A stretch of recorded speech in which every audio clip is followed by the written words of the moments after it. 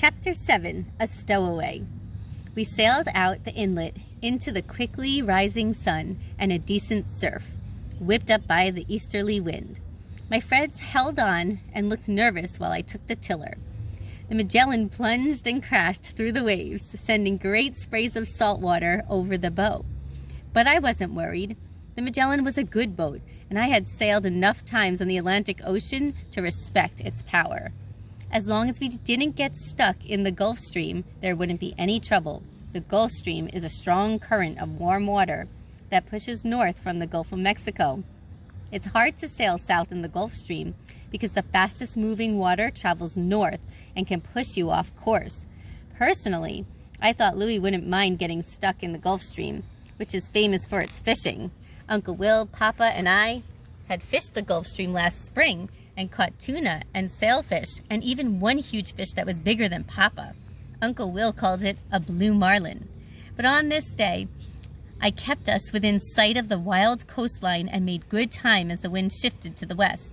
I figured we could run down to the Hillsborough River Inlet, some 40 miles away, and arrive around nightfall. We planned to spend the night there and then head inland and start looking for birds. The first day passed well. Tiger helped me steer the tiller when my hand got tired of fighting waves, and Guy and Louie sneezed every time they got soaked with salt spray. We didn't see any other boats. The only person we saw was the keeper at the Orange Grove House, Stephen Andrews, who waved at us as we passed. For lunch, we had dried salt beef and a can of beans on the boat. Finally, with the sun long past its overhead mark, we neared the mouth of the Hillsborough River. The wind had been slacking off all afternoon, so the swells weren't bad as we approached the inlet. Guy appeared next to the tiller and eyed the narrow inlet. There were waves breaking to either side, and the mouth of the river looked mighty narrow. "You think we can make it through there?" he asked. I nodded. "Hope so. We sure don't want to run aground."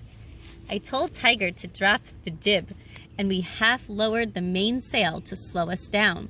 The last thing I wanted to do was come at the inlet too fast and beach the Magellan.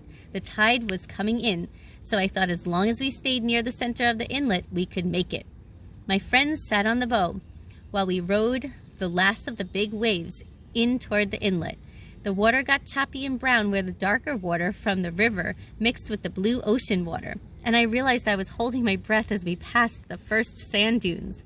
"Don't ground, don't ground, don't ground," I thought, but the Magellan sailed smoothly into the inlet and into the river. Guy looked back at me and grinned, and I let my breath out in a big whoosh. We had made the first part of our journey. "Anchors aweigh," I sang out happily. I grinned as Tiger leaped down and heaved the anchor overboard with a splash. We were planning to spend the night on the river, then sail upriver to a place called Lettuce Lake to see if we could find a rookery and get a few birds. Everything was going perfectly, that is, until I opened the tiny door to the boat's cabin and a voice from inside said, "Ow!" I jumped back and yelled, "Hey!" Tiger jumped up toward the cabin, a look of alarm on his face, and Guy yelled, "What is it?" Tiger and Guy looked at me in alarm, then at the cabin door, as if they expected a full-grown alligator to climb out of the cabin. But I knew it wasn't an alligator. It was worse. "Oh no," I mumbled as I went back to the cabin and pushed aside a few crates. Then the voice yelled, "Fine, I'm coming out! I'm coming out!" And we all watched in amazement as my little sister Lily dragged herself out from the pile of provisions and emerged from the cabin, blinking a little and looking at me defiantly. I suddenly knew who had been eavesdropping on us that day on the beach dune. "What are you doing?" I yelled at her. I was furious. "You're going plume hunting in the big swamp," Lily said. "I'm coming." "Oh, no, you're not," I said. "No way." "Yeah, this isn't a trip for girls," Guy added. Lily glared at Guy.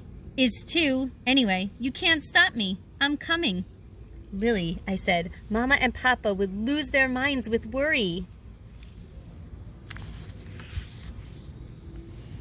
"I doubt it," Lily said.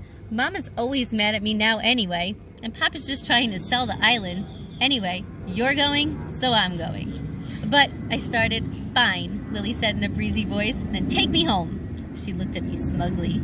I sighed. She had me, and she knew it. If we took her home, the whole trip would be ruined, and we'd probably never have a chance again. I looked at Tiger. Guy and Louie groaned. They already knew how annoying Lily could be. She often followed us around on the island, imitating bird calls just to drive us crazy. Only Tiger grinned. He'd always liked Lily. I held my hands up. Fine, I said. You win. But just don't do anything stupid and get hurt, okay? Mama and Papa would never forgive me. Lily laughed out loud. That's funny, Charlie. You looked and sounded just like Papa right then. Oh, shush, I growled, but I was secretly a little pleased. Now that we were 5 instead of 4, we settled into a dinner of cold salted pork, water, and even a jar of pickled vegetables. I thought Mama would probably fall over if she knew we were eating vegetables without being told to, but I saw Louie dump most of his overboard when he thought no one was looking. I looked into the water and saw a bunch of little fish swarming around the green beans and carrots. As night fell, we rode at anchor and listened to the wildlife come out into the jungle around us. The river was a wild, untamed place.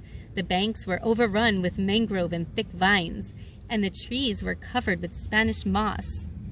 Bird calls echoed through the forest. Swarms of mosquitoes seemed to rise from the water itself and buzz all around us. The last thing I thought before I went to sleep was that, as annoying as Lily was, she probably had just as much right to go plume hunting as I did, and she could probably survive better in the wild than me anyway. But still, who wants to go on an adventure with his little sister?